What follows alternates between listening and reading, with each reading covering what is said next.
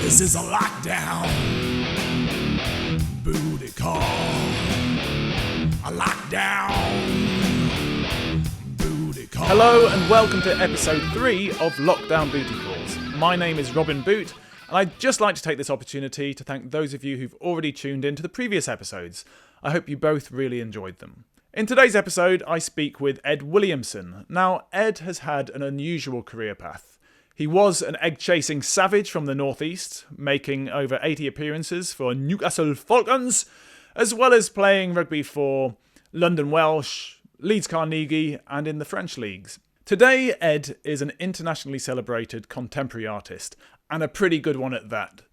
We discussed his inspiration and what he attempts to achieve from his artwork. We also talked about the importance of family and his transition from professional rugby into professional art. If you enjoy this podcast, please do share it with somebody else you think might like it. If you don't enjoy this podcast, please share it with somebody with completely different tastes from you. This is Lockdown Booty Calls, episode 3. Ed, welcome to Lockdown Booty Calls. It's a pleasure to have you on here. You are extra special as a guest because you are our first international guest based over in France. So I'm sure that will show up in your accent fairly soon when you start talking. But yeah, welcome to Lockdown Booty Calls. It's a pleasure to be here, my friend. Look, see, so French. There we are. Yeah, so I know we were having a little chat before pressing record, but I'm catching up a bit too much, and we should have got this into the content straight away. But can you describe where you are at the moment, what your surroundings are like, and what is your lockdown bunker like? Oh, lockdown. Well, I'm definitely in what would be probably described as a bunker. I'm in the garage underneath the house, which is the whole garage is the same size as the house above. But we live about 2 kilometers from Saint-Emilion, which is near Bordeaux, in the southwest of France. And we're pretty lucky, to be honest, because we're bang in the middle of the vines. We're about, a kilometre outside the little village we're in now called Montagne, and we've got about an acre of land all the way around the outside. So in terms of locking down, we're definitely in the lucky group because we've got 3 kids and they can run around all day, and it's pretty simple to get by. It sounds fairly blissful in terms of, I think, if people could choose where they were at the moment, being stuck right in the heart of the French wine region, surrounded by vines and mountains, would be not a bad option. No, yeah. You're right. Yeah, no, you're definitely right on that one there. We look out when you come up in the morning for your breakfast, every coffee, and you're sitting on the terrace and you're looking out, the lockdown is tough in terms of the everything melding into one. Like, I can't remember what day it is, but as I said before, we could have had it we could be in a worse place. Like, you could be in a tower block somewhere and not have any greenery around you, and so that's exactly. So. But how has it affected you? For listeners or viewers who don't know much about you, you're an ex-professional rugby player turned artist. You create some fascinating pieces. The people who are actually watching this online will see some of the fairly interesting and unique pieces, which we'll look at more in terms of your inspiration. Yeah. What would you be doing now if the lockdown wasn't imposed? Are you a bit of a hermit anyway, or do you go out and do you get your inspiration from your surroundings? That's a really good question. To be honest with you, mate, the only real difference, well, there's a few differences, is obviously the kids will be at school, so that puts organisation into your week and stuff. Massive factor there, yeah. Yeah, and yeah, I spend a lot of time down here painting. My surroundings haven't changed massively. Apart from obviously having to go to Bordeaux with the missus and stuff to get this bits and bobs and go to the art store and whatnot. But normally my wife's upstairs working on her business upstairs on the computer, and we're here. Obviously, there's not a giant change apart from the structure which you get from having your children go to school. Yeah, it just makes a week. You know what I mean? And then, but everything else, it just the weird thing about it is just the complete like lack of contact I'm getting. Obviously now is tax time. all of that stuff, all the admin and the bureaucracy that comes along, more so in France because they love it. But all of that stuff's just not non-existent. Whereas now I'd be getting loads of pinging emails from this, that, and the other. That's just not happening. It's just like, as I said, it's just like everyone knows. Obviously, it's like the world's on pause outside, which it is. So that's the only. Yeah, because the main sort of updates that I see, that the passive nature of social media is it's very easy to actually see what people are doing, but not really reach out and have a conversation, which is partly what this podcast is about. And I see a lot of photos and videos of you painting in your studio or garage, whatever you want to call it, where you are now, but don't really see a lot outside of that. And it does feel like you're a prolific creator. There's always something you've got going on, and maybe having that structure with the kids at school allows you to do that. And also exhibitions, for example, I know you've got some of those. Have they been affected? Are you still able to maintain that inspiration and flow and keep that creativity going, or has it been hindered a bit? No, to be honest, right. So to address the first bit, the exhibition thing, has been infected. We were supposed to be in New York in April, and that got cancelled. And then we were supposed to be I'm in a gallery in Paris, and there was supposed to be an opening night there, but that was obviously closed, and that was cancelled. And upcoming, I've got most years I exhibit in Saint-Emilion, but that will probably not go ahead, or will be pushed back at least. So in terms of the galleries and stuff I'm in, and there's galleries and stuff which I'm trying to get into, and I'm approach me in England, a few in London, a few in the west side of the country and stuff, which obviously all of that's been pushed back as well. But so those parts have been affected. In terms of my creativity, that's potentially more so, because right now I would have commissions on.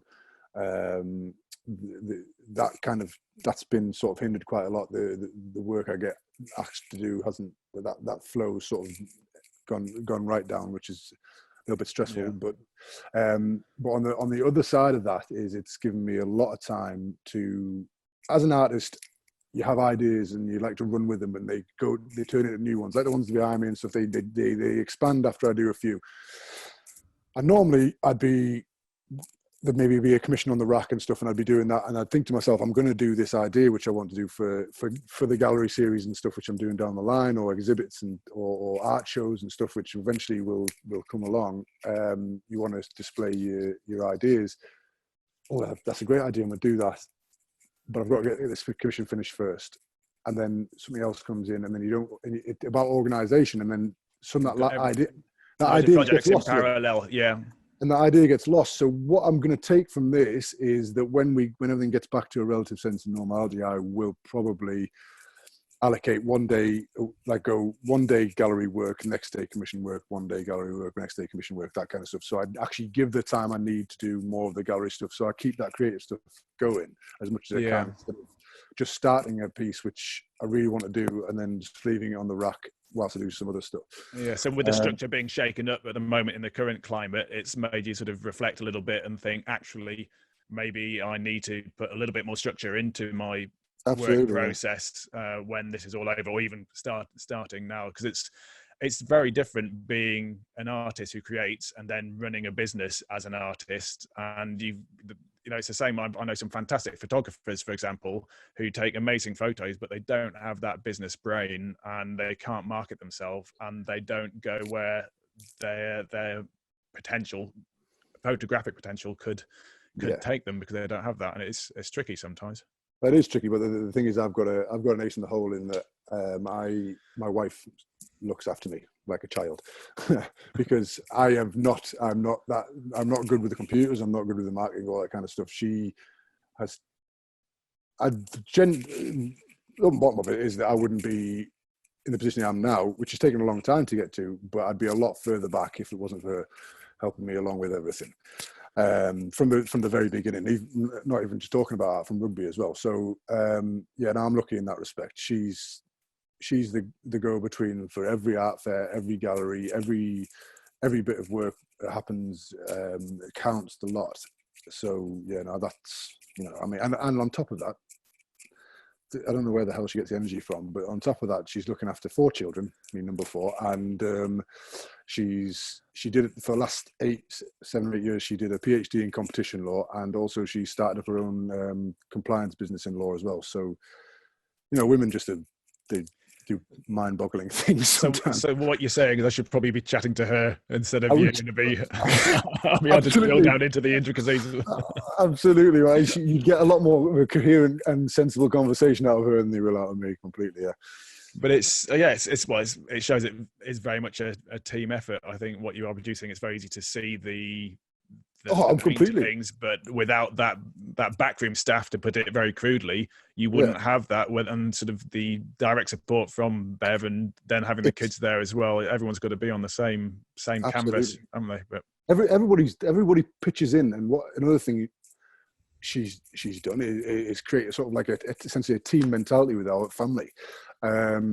Everything I do idea-wise gets bounced off her, so I take, like, most of the ideas are mine, but that's a lie. They're not. They're ours. We talk so much about it that these things get created not by just the power of my own mind, but her as well. And she's got a very creative mind herself.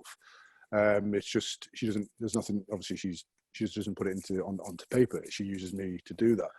So that's great. And then, in this period of time with the lockdown stuff, we try and do as much stuff as we can in the mornings with the kids and whatnot. We made a few little videos of them doing art stuff, so we could tie in. It keeps, it lets the time go away and stuff. They've enjoyed it. We'll do a few more next week, I think.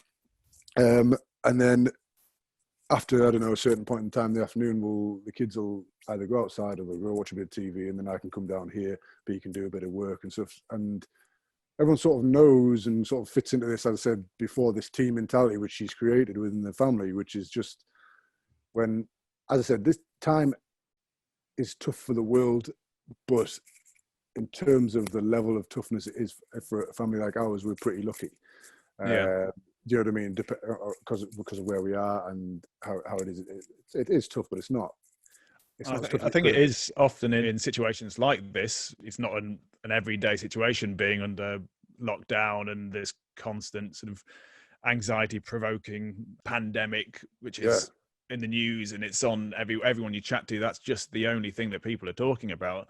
And it does make you realize what you have in terms of a support structure around you, who your friends are. And I know I'll appreciate my family and friends a lot more when this is all over. So it's interesting. I'd like to talk a bit about actually, how it all started, to be honest, because I think I met you, I think we were 17 or 18 playing North of England schoolboys. And I remember seeing you sort of a big, imposing, lad for the Northeast, no nonsense. And even in your professional career, when you're up at Newcastle and, the other clubs, it was 6'4", 6'5", 17 and a half stone, of pure muscle, tattoos everywhere, normally some sort of massive Viking beard, occasionally a mohawk and thing. No regard for your own safety, launching into absolutely anything fearlessly. The big question is, when did you turn soft and pick up a paintbrush? Oh, booty! What? That's a kick. No, but seriously, what inspired you to paint? Have you always been painting? I get the same thing with going out with my bloody camera. Think, go off and take pictures of wildlife and stuff, and think, oh yeah, you joking? No, this is. It's funnily enough, whenever me and the missus go to an art fair or something, 50% of the time they'll go towards her thinking that she's the artist, because this oaf stood next to her can't possibly be the one. Do you know what I mean? You're the van driver who just puts the canvases up, are you? Exactly. He's just been putting he's the haulage dude. Right. So when I was at school, all right, so my uncle and my dad were professional painters, and my mum and dad had fine art shops. So growing up, art and all that kind of stuff was always around me. And I was already at school, was pretty good at school, did it at GC, A-level and stuff, and did quite well at that. So it's always there, and I was always good at drawing from a young age. And then when I signed my first professional contract with Newcastle, I was 18. And from that point, I just didn't do anything with that until you fast forward probably 10, 12 years until I was at London Welsh. And what happened was, I'd got hurt in Newcastle, hurt my hand, and had to have that, year off, which at the point at that time thought I had to stop. Then when I luckily got back into rugby, we went to London Welsh after Leeds, and I'd got hurt again. So I'd done my MCL, PCL. Wife's just walked around the background, corrected me. Yes, PCL. And I come back to the house, and I was dropped into that, like you do when you're a rugby player now, and that, oh God, why is this always happening to me? This cloud is over me. I'm always getting injured crap. And it was, she'd had to do it, bless her, had to go through a whole year of it. And let's be real here. When I broke my back and knocked my hand at Newcastle, she just had our second, and she'd had it by C-section. So that was like 2 weeks after that. So I'm bedridden for like 3 months after I broke my back, and she's having to look after child and a knocked husband in bed and stuff. So, and 2 children, sorry, yeah. And I'm just there wallowing in my own self-pity. And so I've come out of this injury at London Welsh, and she's just like, no, you're not going to just sit around feeling like this again and being grumpy and whatnot. Just do something to take your mind off it. What can you do? So I went, well, I was always good at drawing, so I drew some pictures. And she's like, well, then she was like, well, no, you are good. Go out and do, see if you can sell them. There's no harm in trying. So it started off like that, and I started just selling little drawings to the lads at the rugby club of their dogs or of their babies or something, just for 30 quid here and there. And after that, with her support, as I said from ages ago, her support and her just drive to just, well, why don't you just do this? You know, I feel like there's sometimes a little bit of a stigma with the arts that, you know, if you go, I want to go and be an artist, I want to go be a comedian, I want to go do this, people are just, or maybe your loved ones are a little bit like skeptical, but they'll not say it if they're supportive and stuff. But she's never like that. She was just like, just go for it. And she pushed me all the way through, doing it all the way through. So while I was playing and at London Welsh, and then I went to Rotherham, and then obviously over here, behind the scenes, there's B just pushing me to keep painting. And then by the time I'd finished over here, and I knew the point exactly. It's a funny story, actually. I knew the point exactly when I was going to finish at rugby. Everything was in place, ready to go for when I started. You know what I mean? And I mean, if I'd said to her, if at that point in time she goes, what do you like to do? And if I said I would like to juggle and ride the unicycle, she'd go, we'll do that and go and join the circus if you want. You know what I mean? She would have been supportive of anything I did. She's just great. But I'm a very sort of similar transition for me in terms of being injured out of rugby, having to go part-time. With photography, it was always sort of an outlet for me on the days off, so I could just get away from everything, clear my head. I couldn't just, sit and watch rugby on TV or play it on PlayStation like some of the lads. And it was a way of just clearing my mind completely. And it was always a hobby. It was never something which I thought would turn professional. The same with comedy and music. It was always, I'd write songs, I'd write silly songs, but I never thought about doing that. But then, just purely for sanity, isn't it?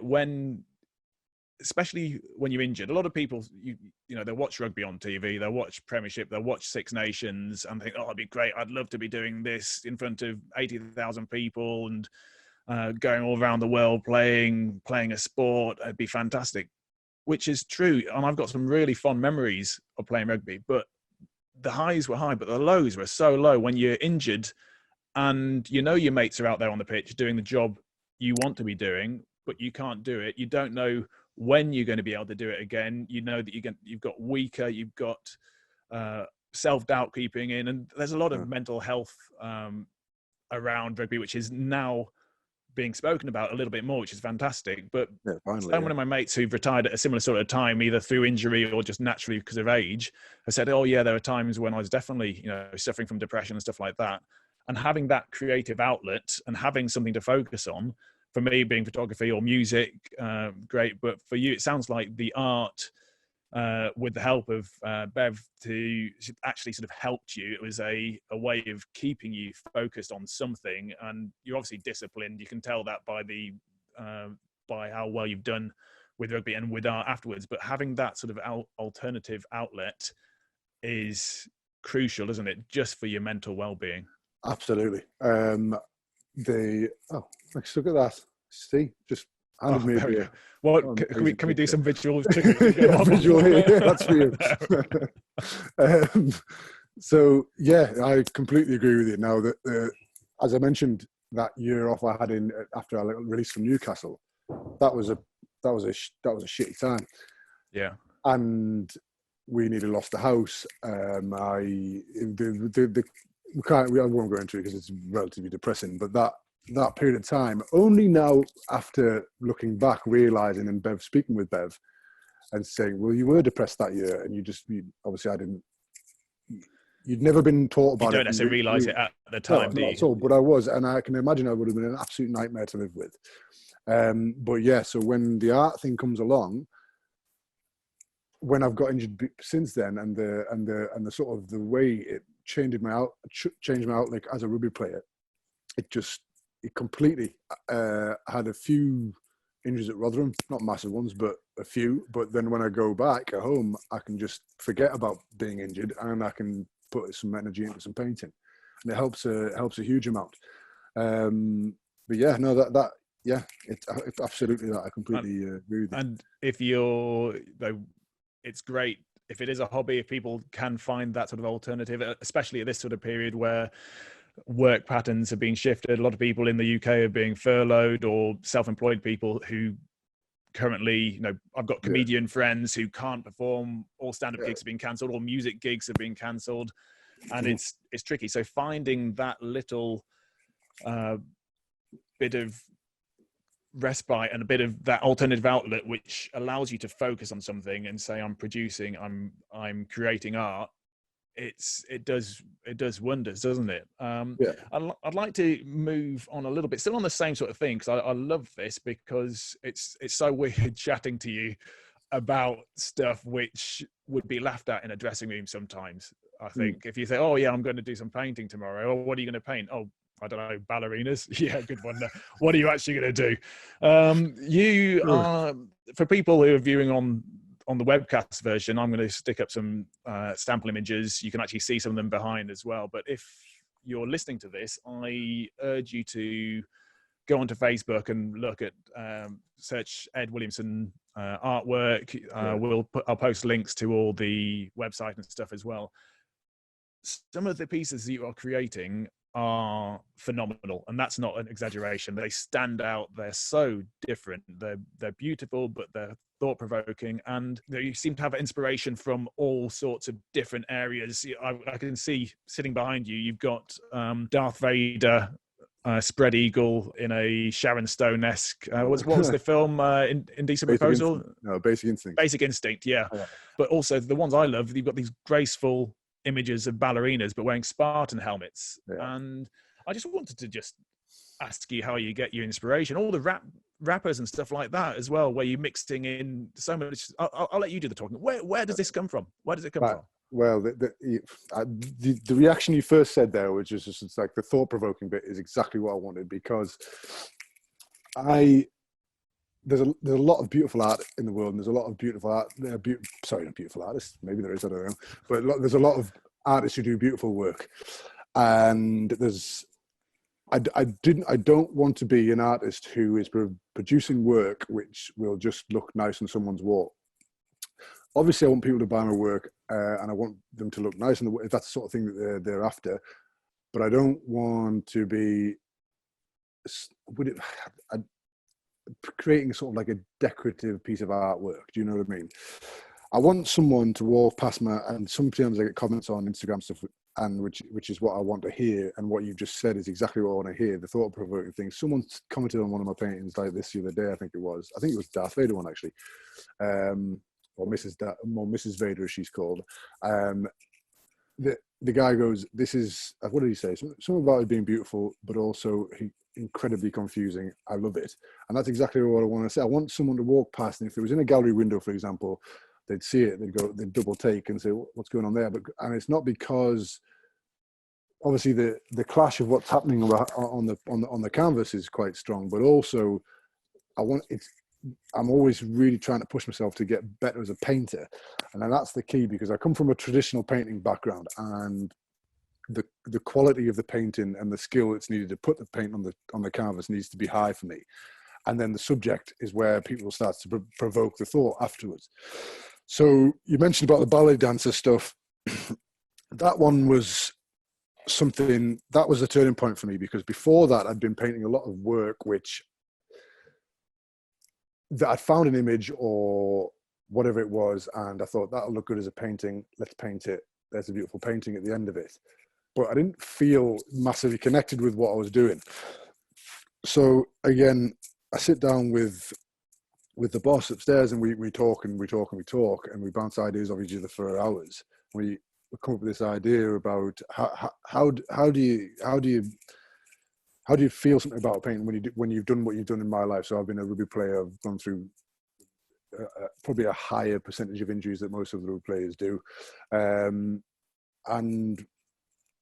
what do you like? So that kind of stuff. And the ballerina series, which we called Unseen Warriors, it came from there's a number of things. So basically, the helmet is to sort of represent. How many times I've been in a rugby match after a game and stuff, or seen other players have to deal with unbridled criticism from fans, or praise as well, but they can't do anything but react like a rugby player has to, because that's their job.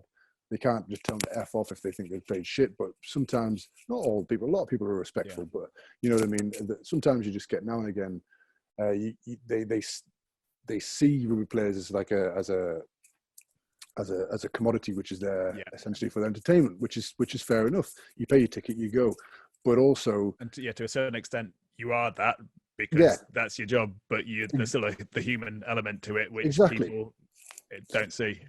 So you boys have to put up a sort of a barrier to that. So there's your helmet. It also, you can tie in the sort of the battle-esque sort of arena that is, or the gladiatorial arena-esque sort of setting of a rugby match. So there's another reason for the helmet. The other reason why I chose ballet dancers mainly was because, having seen the ballet a couple of times and seen what they can do, and then done some research which ties in with all professionals. So they represent all professional sports people who have to do an incredible amount of preparation, training, and sacrifice behind the scenes, which no one ever gets to see until someone goes and sits in the stand or sits in the theatre and watches the final product. So that's why I chose ballet dancers as that kind of muse, because it all ties everything together. And then after that, I was thinking, crikey, this is pretty serious stuff, but it's exactly what I needed to do at the time to get out something which I felt strongly about, I hope I've described that sensibly enough and stuff. But then after that, I was thinking, right, okay, we both start thinking again, and now it's involved into this, which is which is just something which is starting to get a little bit more fun, and I love films. I love comic books. I love all of that stuff. I really, really do. I think I just have got a lot of time for that. And anytime I'm painting, there'll be a Marvel film or a Star Wars film or whatever it is in the background, just playing away in the background. And then some ballerinas in the other corner of the garage warming up and stuff as well. You know what I mean? Yeah, it's people just dancing around. Yeah. And then to give it a bit of meaning, you pop a helmet on or a mask on a woman. Because women have to deal with a lot of, they have to wear, I believe they have to put a lot of barriers up in this. I'm not great with the talking about this kind of stuff. A lot of artists are good at explaining it and going into that sort of artistic diatribe, which I'm not great at.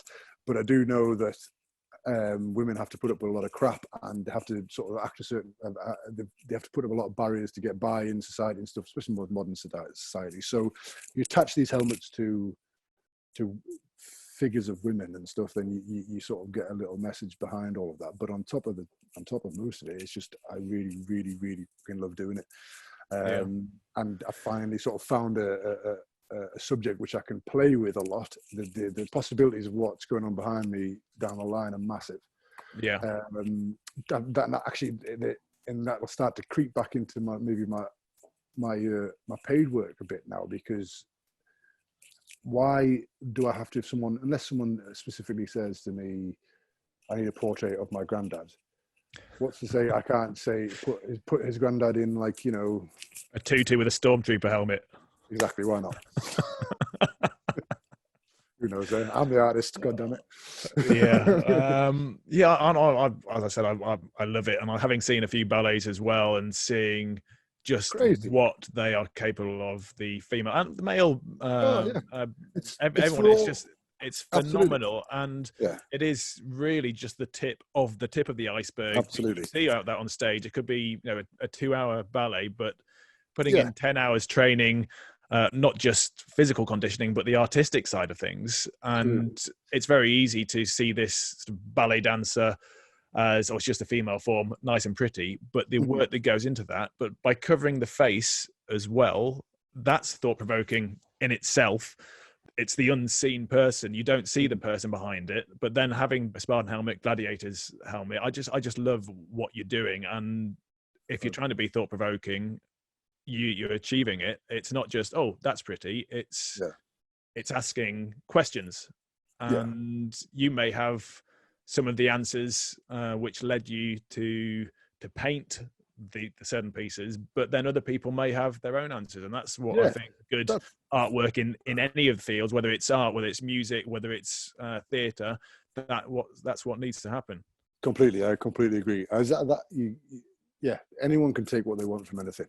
I'm painting stuff, as long as it's, as you said at the very beginning, provoking the thought. That's the main thing. Those ballet dancers are more of a symbol to all athletes, professional or not, and also to tie in with the dedication that everyone has to put in behind to get to, you know what I mean? Like Crikey Moses, how many players have you played with who have gone above and beyond to get better and stuff? I mean, there's countless of them. Do you know what I mean? And that's just one sport.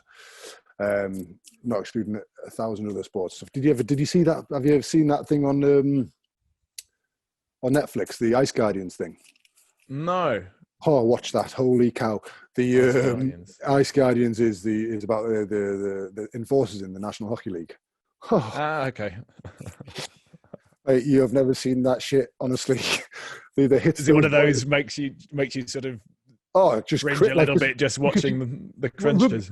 Absolutely. Well, rugby, we hit each other hard, but these guys are going so fast on ice and just clattering each other into these barriers and stuff. And then they're getting up and these enforcers are just battering each other. It is by far, in my mind, one of the toughest sports, if not the toughest sport on the planet.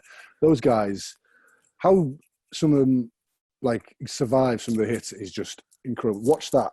I'm telling you, get your list. Put it down. The good thing is I've got plenty of time to do that sort of thing, so I will see if I can find some inspiration in that, and just maybe warn my other half before she gets in that that's what I've been watching. Bev was the one who told me about it. Do you know what I mean? So maybe she'll like it. You never know. Honestly, she's getting tips being the enforcer in the household, is she? Absolutely. I want to move now to talk about music, because I know that's very important to you. And we were chatting earlier about music festivals and things. And at the moment, I had a whole summer of gigs lined up for myself, Edinburgh Festival, loads of regional comedy fringe festivals as well, which are all being cancelled. And so I won't be performing. But then there are lots of other festivals, such as Download, some of the smaller festivals around. I know Glastonbury's been cancelled. I'm not sure about the French festivals as well. But by the looks of things, 2020 is going to be a write-off. Yeah, I think so. Live music. And it's great to see, there are bands. I saw the Rolling Stones doing a live stream of a concert, which worked very well. They've got slightly more experience than me. So, their viewing figures were better. Next pandemic, I'll be there. Watch out, Mick and Keith. Keith Richards will still be going at 160 anyway, won't he? He's about 160 already, isn't he? You're saying that you sometimes stick Marvel films on in the background as to create that zone, that atmosphere to allow you to be creative. But I know that you listen to music as well a lot. I'm just wondering, what you listen to and how you find that affects your mood for different artworks that you are creating, and whether you do need to adapt your playlist as you go along. No, mate, maybe be a bit of a disappointing response to that. I don't think music has that much of an effect on how I feel when I'm painting. Okay. But I do. I'm pretty. I'm trying to be more expansive, because I'm pretty set in my ways when it comes to music. I don't very, very much. Like my wife listens to a lot of new stuff, and she's got a massive range of things she listens to. And sometimes she comes down, she pops it. Sometimes a lot of the time she sits with me, and in the studio when she's got nothing to do upstairs, or she's having a break from work or whatnot. And she comes down, I'll pop some music on, or she pops some music on. So my eyes have been open to a few new people which I would never have listened to ever before, like Stormzy or Cardi B, and all these people who I would never have listened to before, and and enjoyed listening to it. And her being there while I'm painting and stuff and speaking and listening to the music, blah, blah, blah, it sort of helps everything just flow a little bit nicely. When you turn around, it's been an hour and you've painted the whole face and you didn't realize so it helps me in terms of concentration. But it's not necessarily a conscious decision. I'm going to stick this on. This is going to help me create. But it's just having that that in the background just allows you to just naturally flow. Absolutely. The thing I hate the most when I'm painting is pure silence and just hearing that brush stroke on the canvas. I cannot stand it. Now, some people might just need that, but for me, it's like, I don't know, it's like paint dripping on my forehead or something like that. I can't do it. I absolutely loathe that feeling of just pure silence. I don't know when I'm out walking with the dogs or with do you know what I mean? Like, I like to go and have a bit of silence time outside, or play with my bow and arrow, or whatever it is. But, but down here when I'm painting, there's got to be some kind of music or noise happening for me to focus. So in that respect, yeah. But there's no, I'm not like slapping machine head on there and just throwing black paint against the wall or anything. It just doesn't work that way.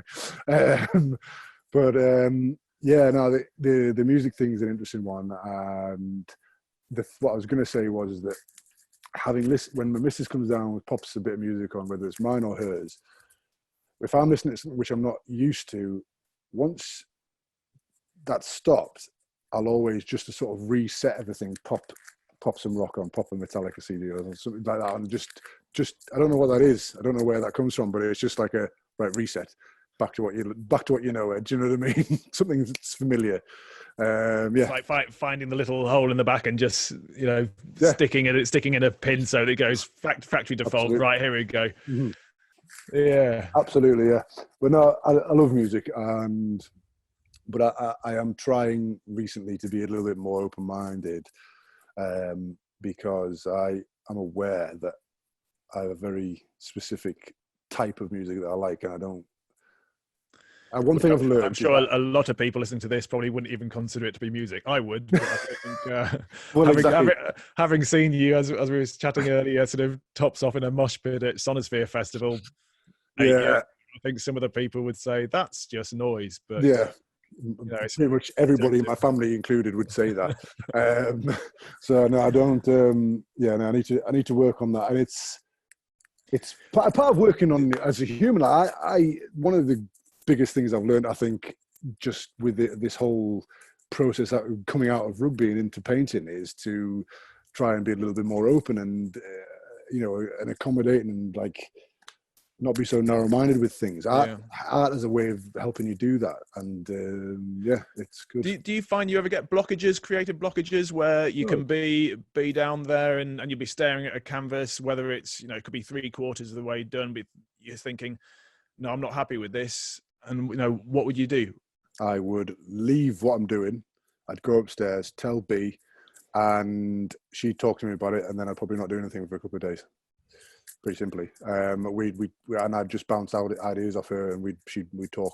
Every time I've got any issue in my life, and this stems from when the back end of my rugby career and everything, I just go and talk to her. It's really simple. There's nothing I can't talk to her about, and again, that puts me in the very, very lucky bracket, because I don't think anybody. I'm not sure if everyone has that outlet. She's clever enough to understand what I'm doing, even though it's not what she does, but as I said before, she's got a very creative mind and stuff. She's an ideasy type person, so I can just go and speak to her, and every So, time without fail, it makes everything better, really. so being able to chat through that thing, and Oh, huge. one of the selfish reasons for doing this podcast is reaching out to mates who are creative and sort of trying to stimulate some of that creativity. So it's basically not worrying if you're struggling to create, if you're struggling to get your pen on paper or your brush on canvas, it's not an issue. Don't worry about it. Have a chat with someone, talk through what you're thinking, and sometimes just being able to voice that works wonders, whereas staring at a computer screen or a notebook, you don't get that, do you? Not at all. Or try to push it through. I mean, You can't force the creativity. No, a couple how many times I've tried to push that through and like keep painting and stuff, and by the time you just want to just scratch your brush across the canvas. But then no, definitely. If there's any advice I'd give, and this is not just for a creative thing, any advice I'd give to people who have that kind of a block, it'd just be find someone and find the right person to go and speak to about it. And as I said, I've been lucky enough to have B through the rugby career and through this as well to come and speak, because someone adaptable, you know what I mean, who can just help you come out a bit and look back inwards and have a look at what you're doing from an outsider's perspective, and then just help you just smash things around and stuff. And that it's massively important. We were talking before about the mental health thing and stuff. It's the talking thing. Crikey Moses. I mean, that's something which I didn't do at the beginning part of my career. Yeah. I wish I did. And now there's even a slight chance that I'm struggling with anything, I just go find B, and she does the same. It goes both ways, you know. Which is great. It sounds like she needs to set up an online consultancy, because I think she'd have a client with me. I think I just want to run some ideas by you. What do you think about this? Oh, by the way, can you organise an exhibition for me and also tell me what I should be doing with every other aspect of my life? It's that's good.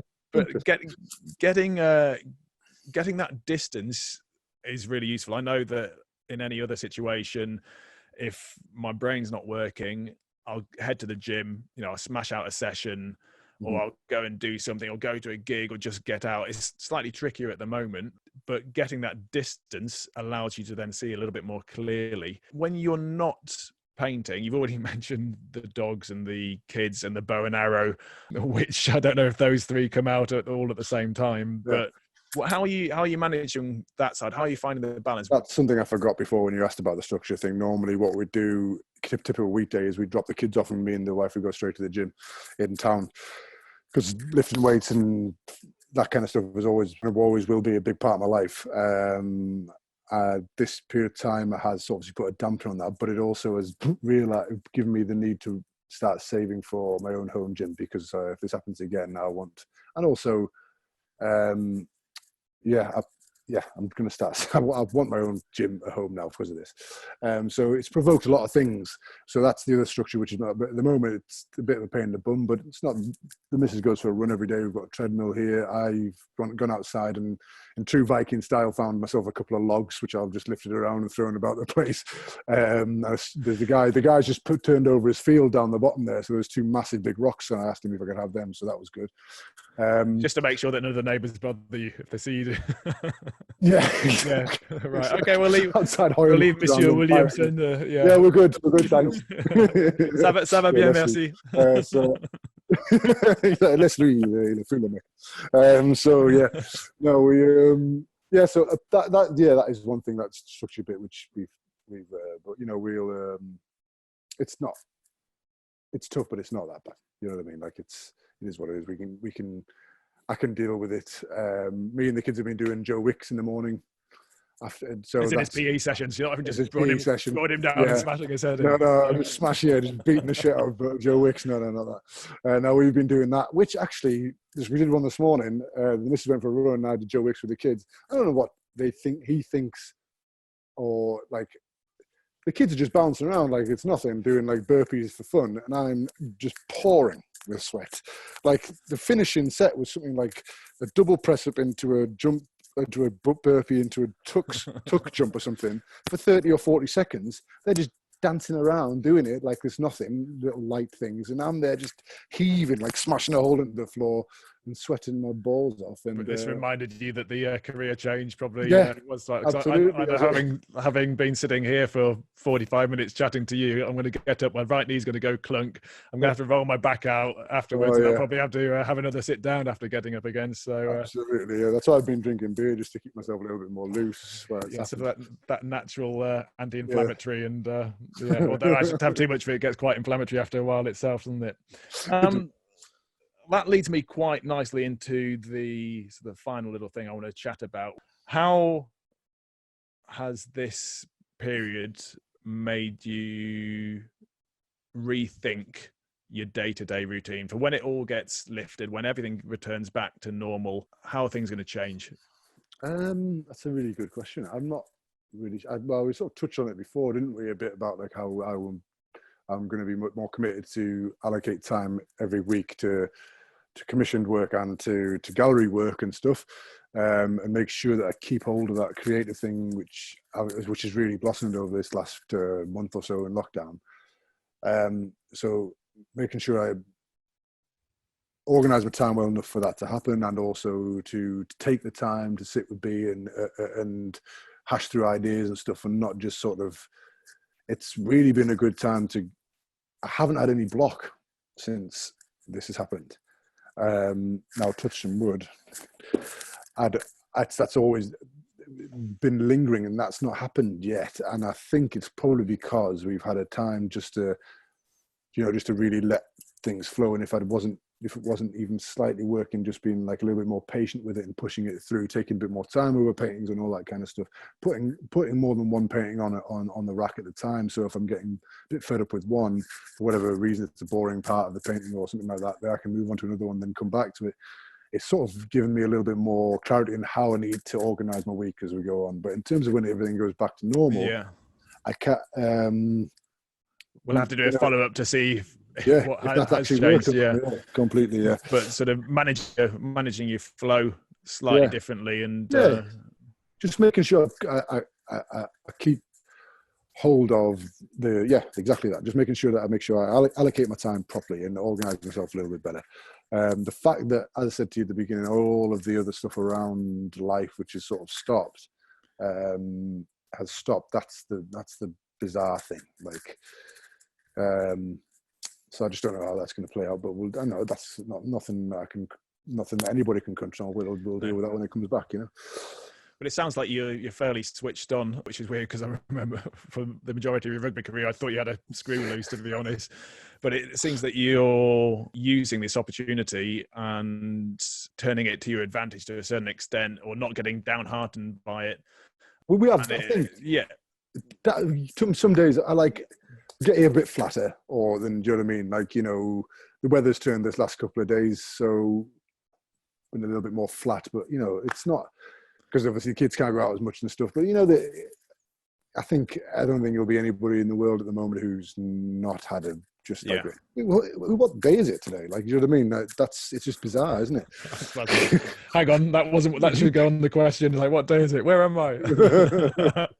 I like that. This has been a really good fun chat. I've enjoyed this a lot, Ed, and I feel that we should touch base a little bit more often, because it's been good fun. I think it's been really insightful in terms of what you've shared with us about your creative flow, about your inspiration, and about just managing your own self-expectations and recognizing that it is okay sometimes not to be creating stuff, because it will come back if you get everything else in order. So thanks a lot for being the first international guest on Lockdown Booty Calls. Pleasure, buddy. I wish you all the best, you and the family, for the rest of the lockdown, and I hope to catch you soon. Yeah, no problem, mate. Pleasure. This is a lockdown booty call.